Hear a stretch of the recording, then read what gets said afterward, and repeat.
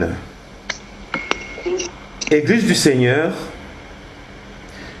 nous sommes vraiment ravis de partager avec vous la parole de Dieu autour de ces cultes où nous sommes en train de parler de mystères concernant le Nord. Vous savez, nous sommes en train de faire une étude. Nous nous demandons pourquoi le Seigneur nous envoie vers le Nord. Et notre passage de base était dans Deutéronome chapitre 2, le verset 3.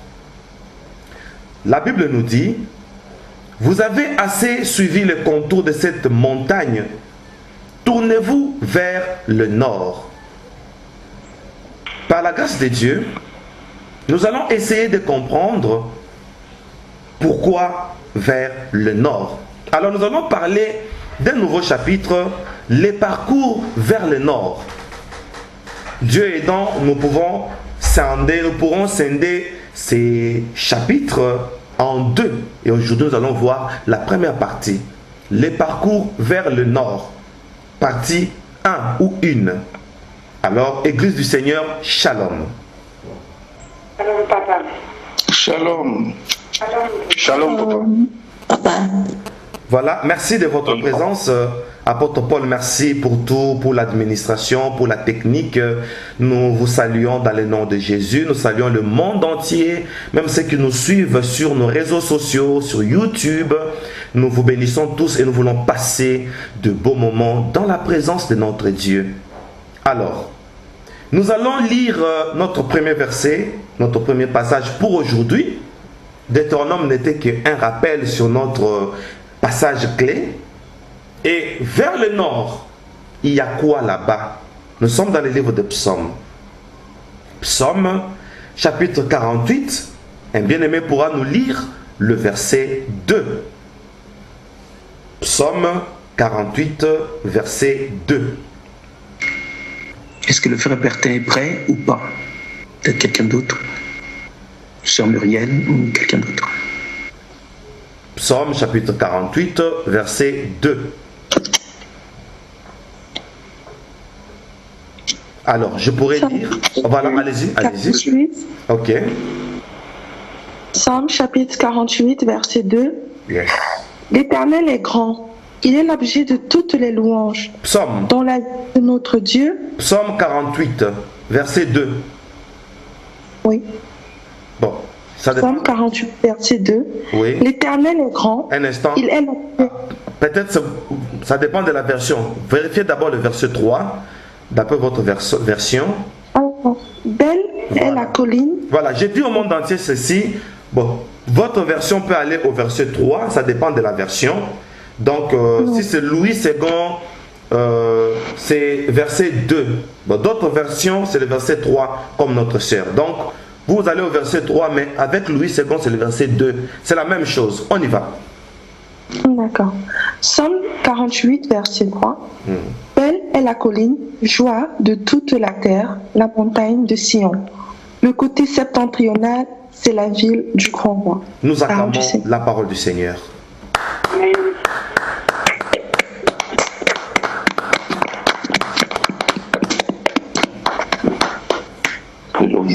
Oh Lord, suivez-moi bien, Église du Seigneur. Les Écritures nous disent: belle est la colline, joie de toute la terre. Et on précise cette montagne, la montagne de Sion. Le côté septentrional, c'est la ville du grand roi. Les Écritures prophétisent.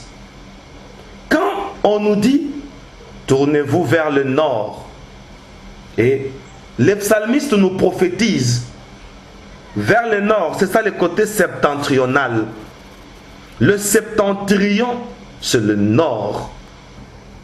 Ici, nous sommes au côté septentrional et on dit c'est la ville du grand roi. Attention, Je vous ai dit au début de notre enseignement que la boussole nous oriente vers le nord. Et quand le Seigneur nous dit « Tournez-vous vers le nord », on nous envoie du côté septentrional. Et attention, c'est vers la ville du grand roi. Et on ne doit pas continuer à contourner la montagne où les enfants d'Israël étaient en train de perdre le temps. Attention, vers le septentrion, vers le nord, on dit belle et la colline, joie de toute la terre. Et quand on nous envoie vers le nord, et là nous sommes en train de comprendre, ma famille, que le Seigneur veut nous donner la joie. Le Seigneur veut nous envoyer sur une montagne, la montagne de Sion. Et là, nous entrons dans la ville du grand roi.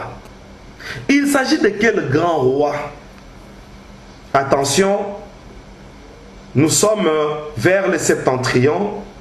Et là, nous allons lire les livres des Hébreux, chapitre 7, le verset 1er. Hébreux, chapitre 7, le verset 1er. Parole du Seigneur. Hébreux, chapitre 7, verset 1er. Yes. En effet, ce Melchisédek était roi de Salem, sacrificateur du Dieu très haut. Il alla au-devant d'Abraham lorsqu'il revenait de la défaite des rois. Il le bénit. Yes. Parole du Seigneur. Église du Seigneur. Nous sommes dans une contrée appelée Salem. Pourtant, Salem, c'est l'ancienne appellation de Jérusalem. Et quand on nous dit par le psalmiste, quel jonglage des Écritures, le psalmiste nous dit, la montagne de Sion, qui est du côté septentrional, c'est la ville du grand roi. Et voici le roi en question. On nous présente ce roi dans les livres des Hébreux. Au chapitre 7 que nous venons de lire, au verset 1er, le roi de Salem, c'est Melchisédek. Et quand Dieu nous dit, tournez-vous vers le nord, il nous envoie du côté septentrional pour que là, nous rencontrions Melchisédek. Pourquoi? Parce que Dieu ramène ce qui est passé. Melchisédek, le roi de Salem, qui est le sacrificateur du Dieu très haut, il est parti au devant d'Abraham, lorsque Abraham revenait de la défaite de roi. Et pour ceux qui écrivent, soulignons ça. Abraham était en train de vivre une défaite. La défaite de roi, et Melchisédek vint pour le bénir. Et nous sommes en train de comprendre le ministère sacerdotal de Melchisédek. C'est un roi de paix. Attention, c'est là que le nom de Jérusalem, Jérusalem veut dire fondement de la paix. Jérusalem veut dire ville de paix. Et Melchisédek veut dire roi de Salem, roi de paix. Donc, notre Dieu est un Dieu responsable. Dans sa sacrificature, il donne la paix à tout celui qui a connu une défaite. Et il vient pour le bénir en conséquence. Et je prophétise ce matin pour tout celui qui a connu une défaite dans un domaine ou un autre. Melchisédek, roi de Salem, va s'occuper de nous ce matin, en ce jour. Amen. Amen. Amen. Amen. Donc, quand nous allons vers le nord, et là, nous allons à Jérusalem. Attention, Jérusalem, c'est une ville bâtie sur une colline du nom de Sion. Donc, le mont Sion héberge Jérusalem. Attention, la ville de Jérusalem est bâtie sur une montagne appelée Sion. On aura le temps, même dans nos prédications, de prophétiser sur la hauteur du mont Sion. Bien-aimés dans le Seigneur, pour évoluer, nous sommes toujours à l'introduction, nous sommes en train de faire voir aux enfants de Dieu que vers le côté septentrional, là où nous allons, c'est vers la montagne de Sion. Nous allons noter, on ne va pas lire, nous sommes en train de voir dans Genèse chapitre 10, versets 15 à 20, sur cette montagne de Sion, dommage, il y a déjà un peuple. À Jérusalem, il y a déjà un peuple qui a occupé cette montagne. Et ce peuple, d'après Genèse chapitre 10, versets 15 à 20, ce sont les Jébusiens. Notez-moi ça bien. Jébusiens. Ce sont les enfants de Jébu. Dans d'autres versions, on l'appelle Jébus. Jébusiens.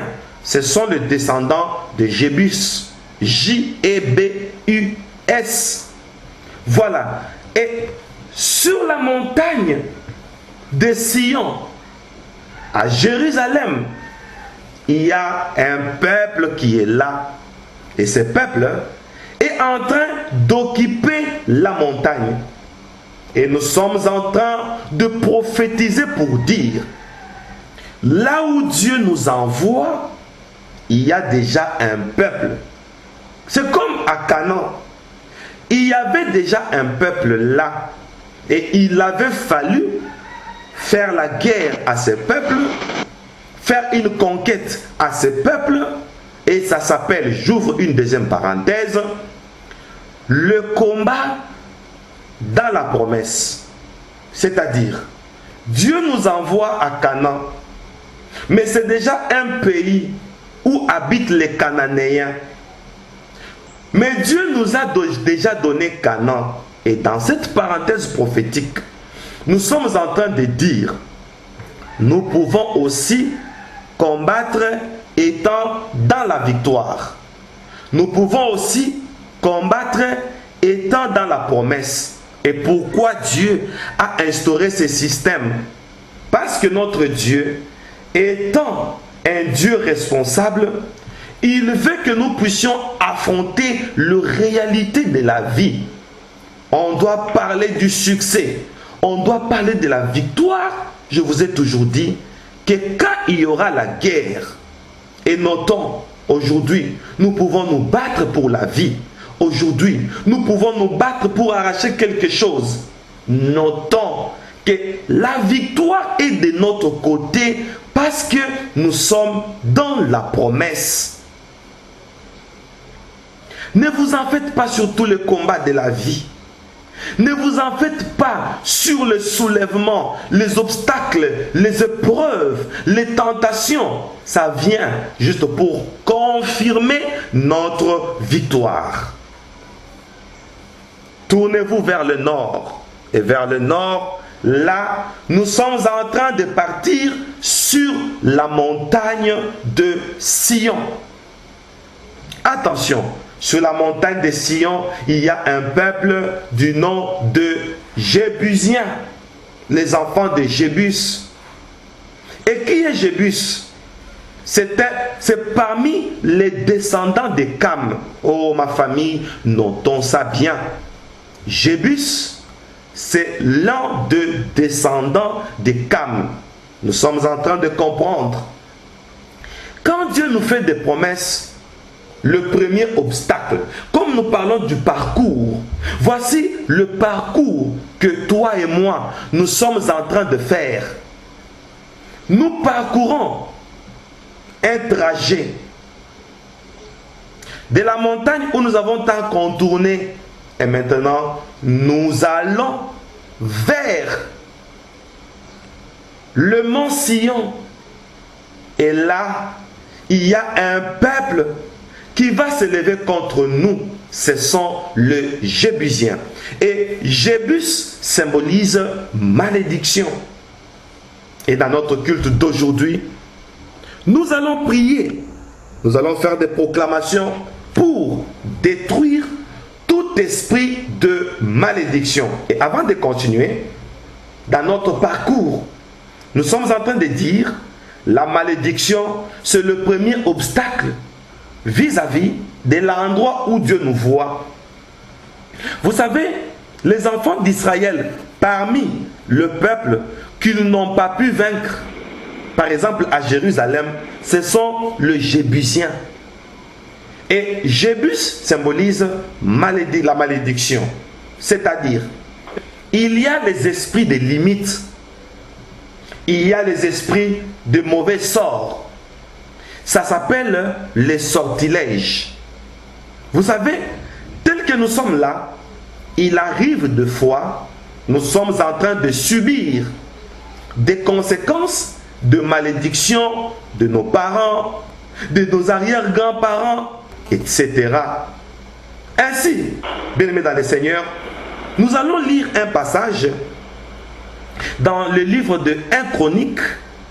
On va nous lire le verset 11, le chapitre 11 plutôt, le verset 4 à 6. 1 Chronique, chapitre 11, verset 4 à 6. Nous allons comprendre quelque chose. 1 Chronique, chapitre 11, verset 4 à 6. David marcha avec tout Israël sur Jérusalem, qui est Jébus. Attendez, attendez. Soulignons ça. David marcha avec tout Israël sur Jérusalem, qui est Jébus. Depuis quand? C'est ce que je vous avais dit autrefois. Le diable, l'apôtre Paul l'a dit encore, sur l'introduction de ces cultes. Le diable aime toujours effacer notre identité. Vous voyez ça? On doit marcher sur Jérusalem. Qui est Jébus? Non, Jérusalem n'est pas Jébus. Jérusalem, c'est la ville de paix. Est-ce que toute ma famille voit ça? On a pris la ville du grand roi, Salem. C'est ça Jérusalem. La ville de Melchisedec. Il y a Salem dedans là. C'est ça qu'on dit Jérusalem. La ville de Melchisedec. On l'a attribué à Jébus. C'est ça notre combat de la vie. Le diable aime combattre notre paix. Aujourd'hui, nous allons prier en famille pour dire nous arrachons la paix. Parce que la paix s'arrache. Qu'est-ce qui trouble Jérusalem? Ou qui est-ce qui trouble Jérusalem? C'est Jébus. C'est une prophétie qui dit qui trouble ta paix? Ce sont les Jébusiens. C'est la malédiction. Certaines maladies que nous avons, ce sont des malédictions. C'est quoi par exemple une malédiction? Est-ce que vous savez que par notre naissance, et je demande à l'apôtre Paul, qui est le modérateur du culte, de bien me souligner ça quand nous allons prier. Quand nous naissons, nos parents apportent deux apports. Le premier, c'est le père qui donne sa sémence. La deuxième, c'est la mère qui donne son ovule. Attention, dans la sémence du père, il y a le lien génétique, l'ADN. Attention, le fait que le père donne sa sémence, la mère donne son ovule, les deux font à ce qui est fécondation. Quand nous naissons, nous sommes codés, c'est-à-dire nous avons l'ADN du père. Nous avons la nature à partir de l'ovule de la mère. Et quand nous naissons, nous avons la nature de deux personnes unies pour nous former.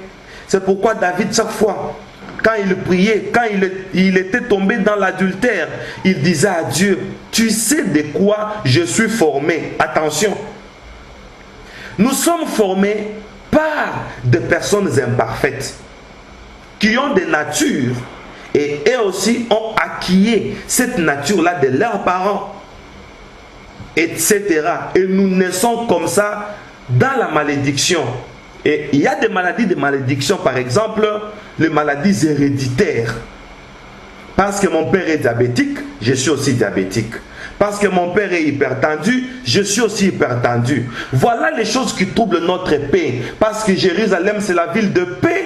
Jérusalem est assiégée par Jébus et son peuple et ses descendants. Jébus veut dire malédiction, Jérusalem veut dire maison de paix, ville de paix. Voilà les choses qui troublent notre paix. Voilà pourquoi nous sommes souvent malades. La malédiction.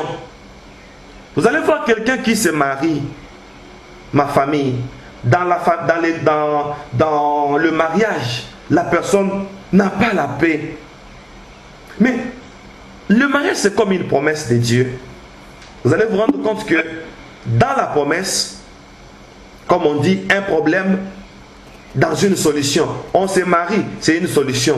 Mais on se rend compte que dans cette solution, il y a encore un problème. On n'a pas d'enfant.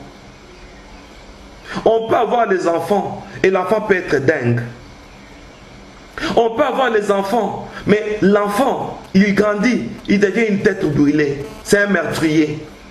On peut avoir les enfants et les enfants peuvent être des sorciers. On peut avoir les enfants et ces enfants peuvent faire la honte de la famille dans un domaine ou un autre, etc. Ça nous fait souffrir, mais on est dans une solution. C'est ça Jébus à Jérusalem, la ville de paix. Jébus vient pour troubler notre paix. Et voilà pourquoi, selon la lecture, David marche sur Israël. Non, David marche avec tout Israël sur Jérusalem qui est Jébus. Depuis quand? Depuis quand Jérusalem devient Jébus? Ou Jébus? On continue la lecture. On répond pour comprendre maintenant cette lecture autrement et que cela nous révolte. Ma fille, nous reprenons la lecture au verset 4 toujours. 1 Chronique 11, 4 à 6. David marcha avec tout Israël sur Jérusalem qui est Jébus. Là étaient les Jébusiens, habitants du pays. Depuis quand? On évolue. 5. Les habitants de Jébus dirent à David, « Tu n'entreras point ici. » Mais David s'empara de la forteresse de Sion. C'est la cité de David. Yes.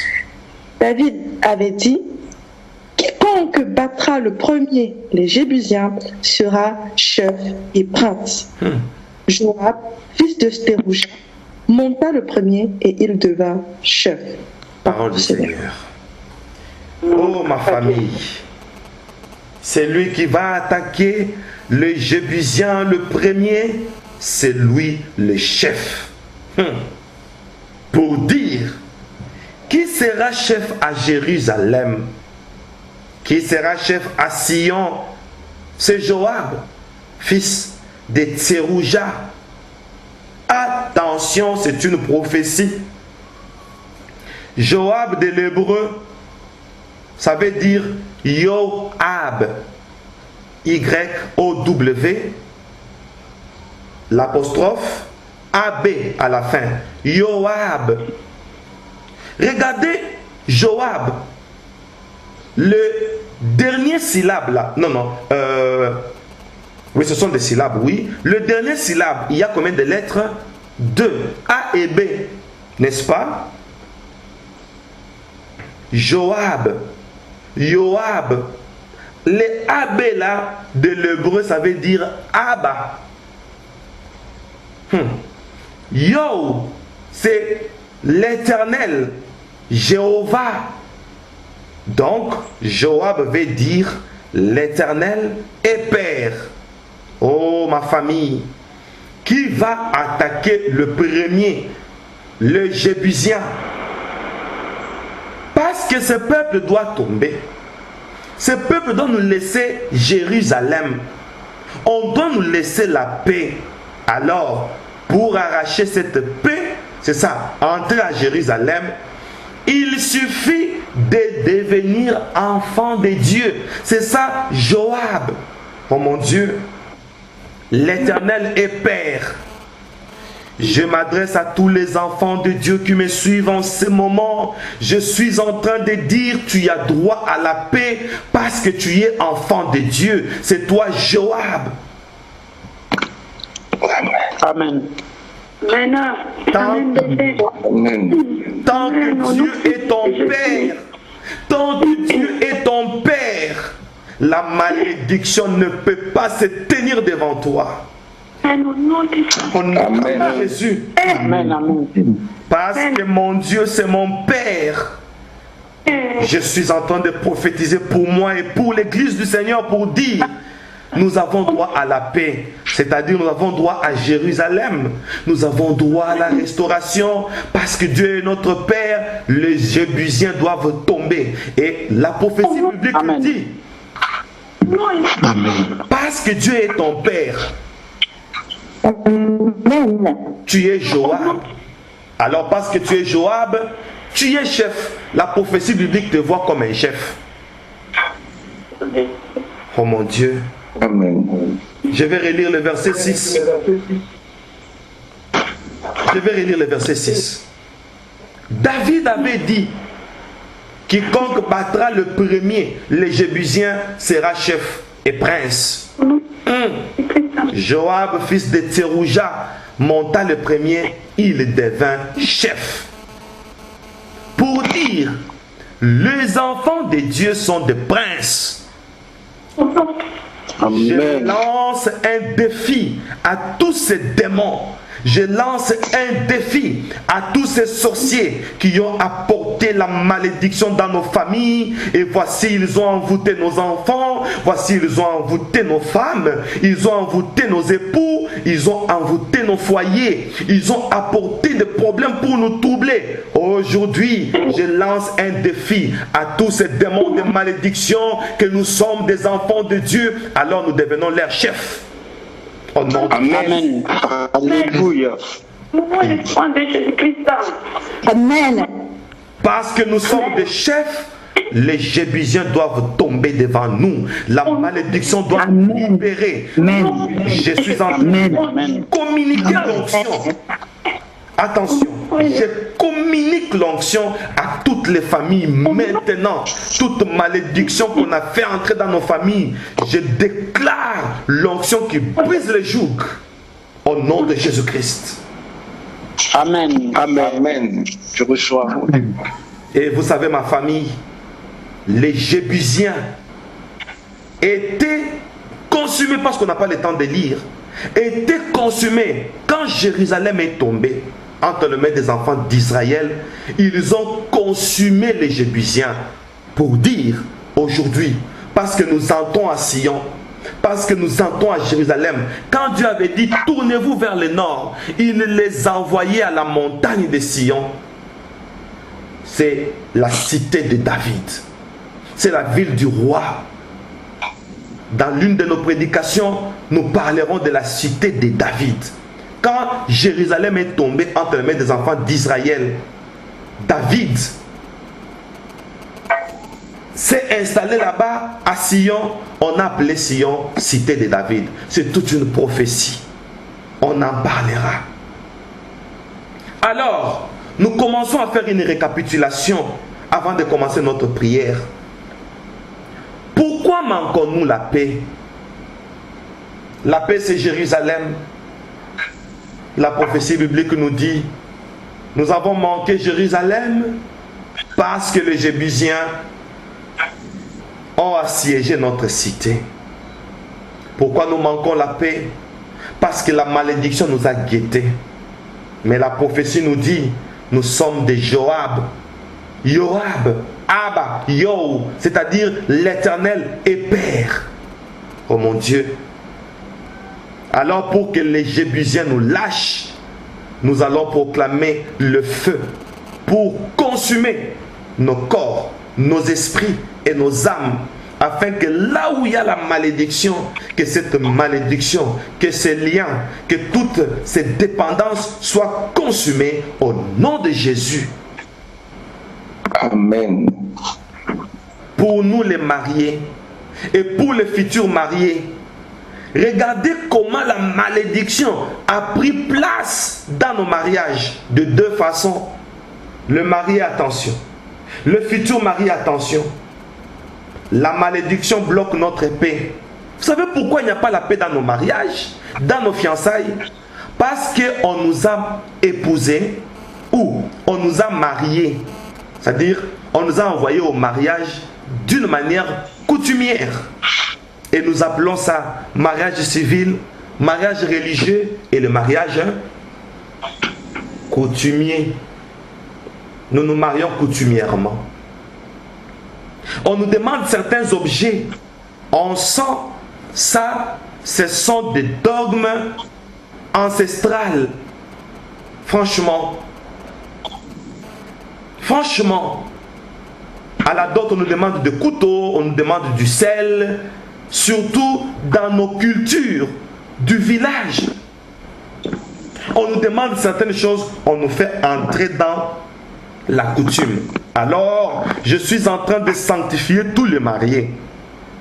Tous ceux qui sont passés comme moi par un mariage coutumier. Alléluia. Oh, Amen. Alléluia. les liens coutumiers ont eu accès dans nos mariages parce que nous nous sommes mariés coutumièrement. Pourquoi on n'appelle pas seulement la dot tout court? On dit mariage coutumier. Quelle coutume? Oh mon Dieu. Voilà pourquoi après le mariage, oh Lord, les tout premiers mois après le mariage, on tombe malade, on n'a pas d'argent, on ne sait pas payer les loyers. La plupart des personnes, juste après le mariage, et voilà, on perd le travail, on commence à soupçonner la femme. Non, ce n'est pas la femme.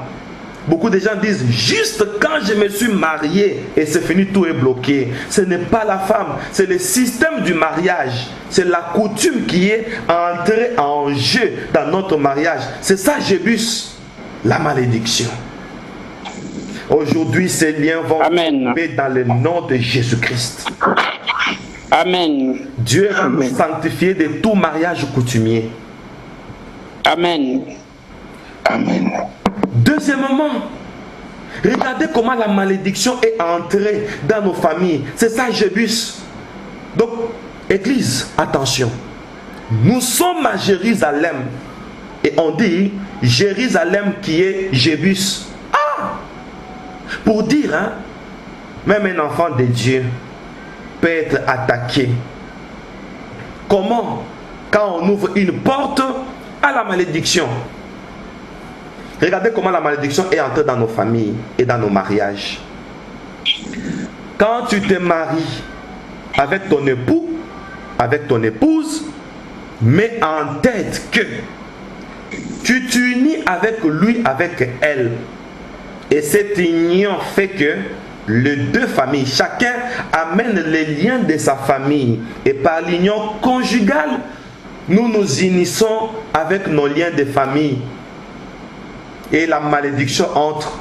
Toi, homme, tu prends la malédiction de la famille de ta femme. Toi, femme, tu prends toutes les malédictions de la famille de ton mari. Et c'est l'union qui devient doublée. Or, la malédiction plutôt qui devient doublée. Or, quand une malédiction devient doublée, ça devient une obsession. Ce n'est plus une possession. C'est doublement possédé. Ô Seigneur, nous allons envoyer le feu pour briser toute possession qui a suivi notre conjoint ou notre conjointe et c'est entré en moi. Amen. Amen. Donc, nous sommes unis spirituellement et physiquement avec notre conjoint et notre conjointe. On doit couper ces liens. Franchement, on doit couper ces liens. C'est une malédiction de la famille. Alors, on est en train de nous dire, pour que les Jébusiens tombent. Voici ma conclusion. Pour que les Jébusiens tombent, il faut qu'il y ait un chef pour les attaquer le premier. Le chef là, le prince là, c'est qui? Nous sommes à la conclusion. Son nom c'est Joab. Très bien. L'Éternel, notre Père. Très bien. Alors, si Dieu est notre Père, nous sommes les premiers à attaquer ce qui nous apporte de la malédiction dans nos familles, ce qui nous amène de la malédiction dans notre église, ce qui nous apporte la malédiction dans la ville de paix. Oh mon Dieu! Oh mon Dieu! Attention! Quand Melchisedec a béni Abraham, Abraham a été béni par Melchisedec, le roi de Salem. Et on nous dit, Sion, c'est la ville du roi. C'est là où toi et moi, nous sommes allés aujourd'hui. Nous sommes maintenant à Sion. Et là, on nous dit, pour notre paix, parce que nous sommes enfants de Dieu, nous avons le pouvoir sur la malédiction. Alors je suis en train de dire, toi, malédiction, tu n'as pas du pouvoir sur nous. C'est nous qui avons le pouvoir sur toi, esprit de malédiction. Nous allons faire tomber toute forme de malédiction, consciente ou inconsciente. Ça va tomber pourquoi? Parce que nous sommes les enfants de Dieu. Enfants de Dieu. Rappelle-toi de ce que l'apôtre Paul a dit à l'introduction de notre culte. Le diable veut changer notre identité. Nous sommes Jérusalem et non Jébus. N'accepte pas la malédiction. Nous allons condamner l'esprit de malédiction avec toute énergie au nom de Jésus-Christ. Amen.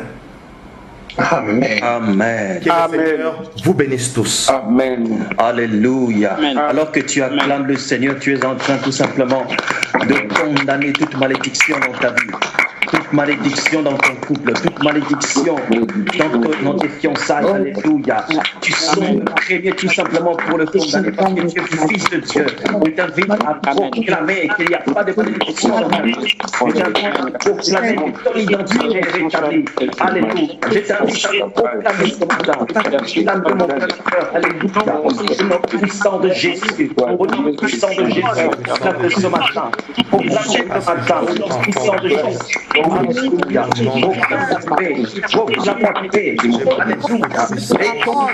Simplement, toute malédiction qui a été injectée dans ta vie, toute malédiction qui a été injectée dans ton cœur, au nom puissant de Jésus, le tume qui a été injecté pour troubler ta tête, au nom puissant de Jésus, parce que tu es fils de Dieu, parce que tu es prince, parce que tu rétablis la paix, parce que tu es enfant de Dieu.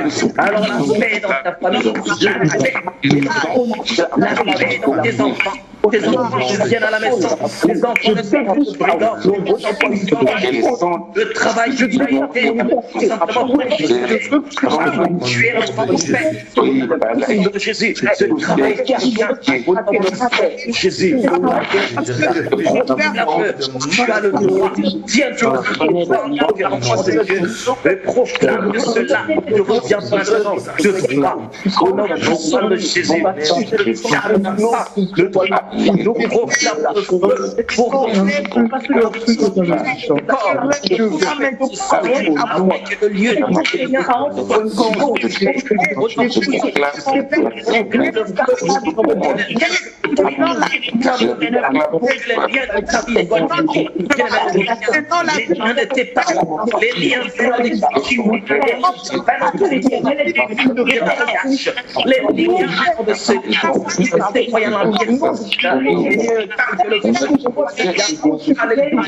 c'est liens qui génèrent un caractère dans ta vie.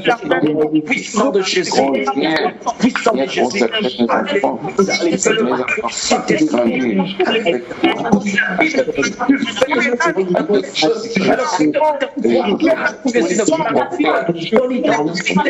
Même dans le Seigneur.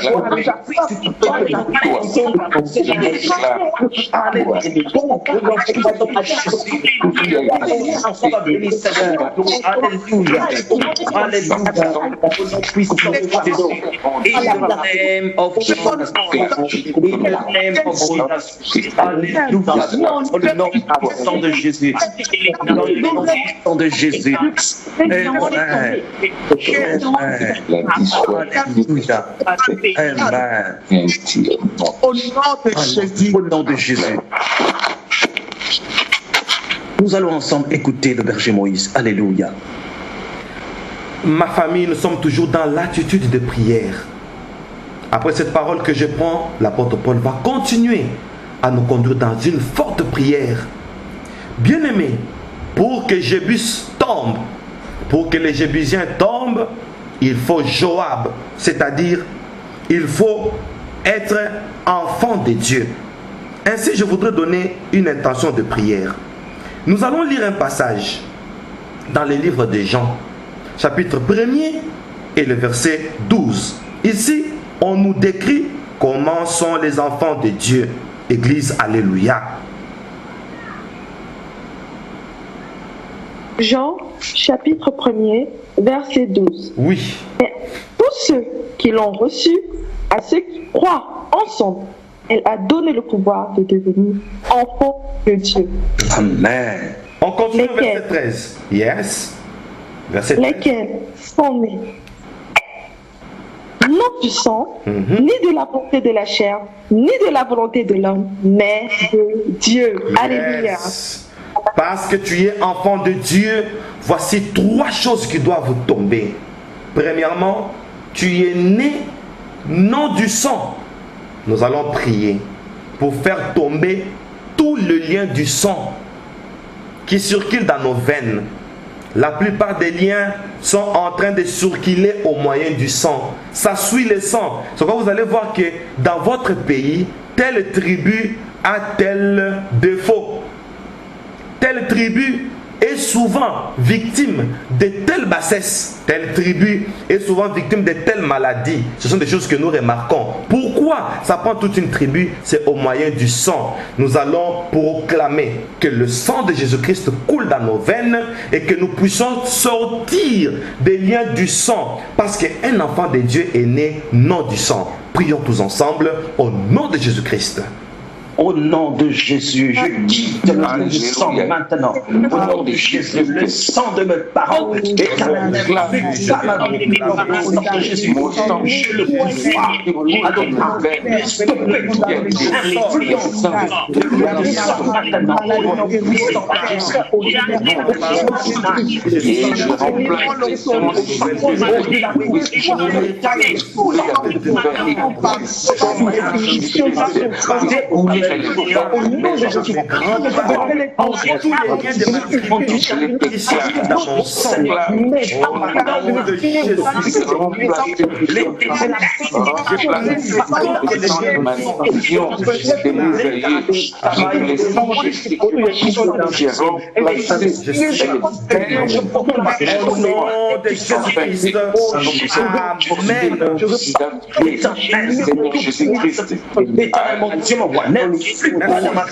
au nom de Jésus, je suis libéré. Je suis libéré. Amen. Alors, le deuxième lien, ceux qui sont nés de Dieu sont nés ni de la volonté de la chair. Regardez la volonté de la chair. C'est biologie, c'est la biologie. C'est l'ADN. La chair veut que nous puissions ressembler à nos papas, à nos mamans, même à mal. Voilà pourquoi nous avons de l'hypertension, nous avons des diabètes, nous avons certaines maladies héréditaires, la myopie et autres. Ce sont des liens héréditaires. C'est ça la volonté de la chair. Nous allons prier. Quand on a une maladie héréditaire, nous sommes les futurs malades. Au lendemain, on nous attend à l'âge de 50 ans, à l'âge de 60 ans, à l'âge de 90 ans, qu'on puisse manifester une maladie quelconque. C'est les liens de la chair. Nous allons consumer tous les liens héréditaires qui vont nous surprendre peut-être plus tard. Nous allons dire que nous sommes délivrés de tous ces liens.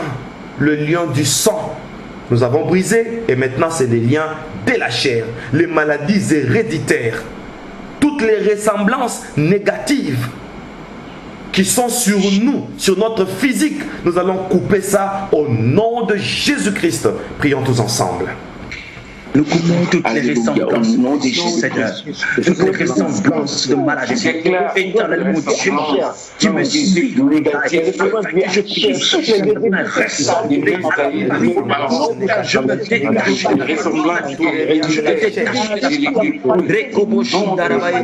au nom de Jésus, je me dégage de la famille, au nom puissant de Jésus, oh Dieu, je me dégage maintenant, je me dégage de ressemblance toute la maladie au nom de Jésus. Change de ressemblance. Je suis unique pour plaire à Jésus.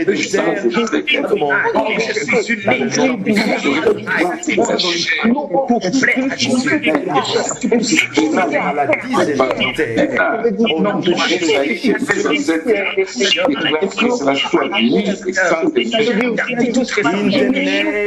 Jésus.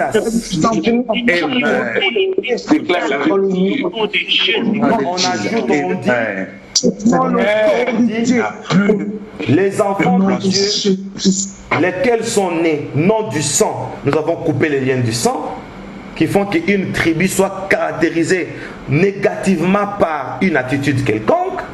On dit ni de la volonté de la chair. Nous avons brisé les maladies héréditaires et les ressemblances négatives. Et on dit ni de la volonté de l'homme, mais de Dieu. Nous allons briser pour dire, est-ce que dans notre famille, il y a quelqu'un qui est à la base de notre malheur? Parce que je suis enfant de Dieu, je suis né non de la volonté de l'homme. Est-ce qu'il y a un homme qui a proclamé des malédictions contre toi, contre tes enfants, contre tes finances, contre ton mariage, contre ton évolution? Cet homme-là doit savoir s'il vit dans la magie, dans la sorcellerie ou dans le spiritisme, dans le maraboutage. Cet homme-là qui est dans la sorcellerie, aujourd'hui, la Bible nous dit, parce que nous sommes enfants de Dieu, entre parenthèses, Joab, nous sommes nés non de la volonté de l'homme. Nous dépendons de la volonté de Dieu. Nous allons arrêter toute volonté d'un homme qui a imposé ses malédictions et ses sortilèges sur nos familles. Nous allons proclamer l'échec de cet homme. Et nous allons proclamer que nous sommes libérés de filets de tout homme, étant membre des familles ou non, qui nous garde dans la prison, qui nous a maudits. Nous sortons de cette prison au nom de Jésus-Christ. Prions le Seigneur. Nous sortons, Seigneur,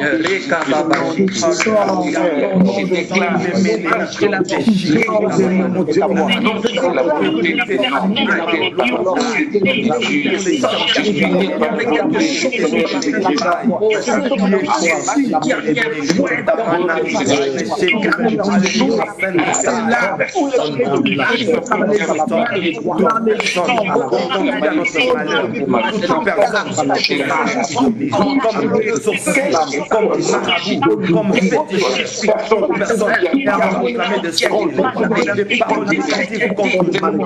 Aujourd'hui, nous sortons de la prison. Aujourd'hui, nous sortons de rien. Au nom de Jésus-Christ. In the name of Jesus.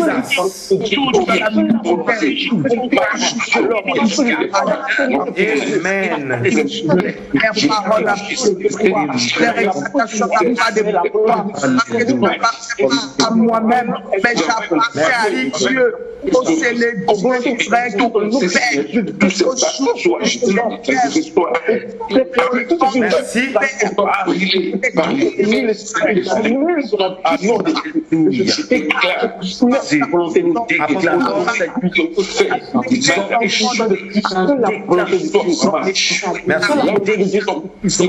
la volonté de tout ce qui sont planifiés jamais Jésus. Apôtre, vous la parole. Au nom de Jésus.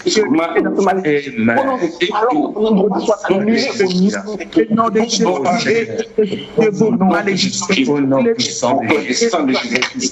Puisse nous dominer dans ma vie. Puisse remplacer au nom de Jésus. Amen.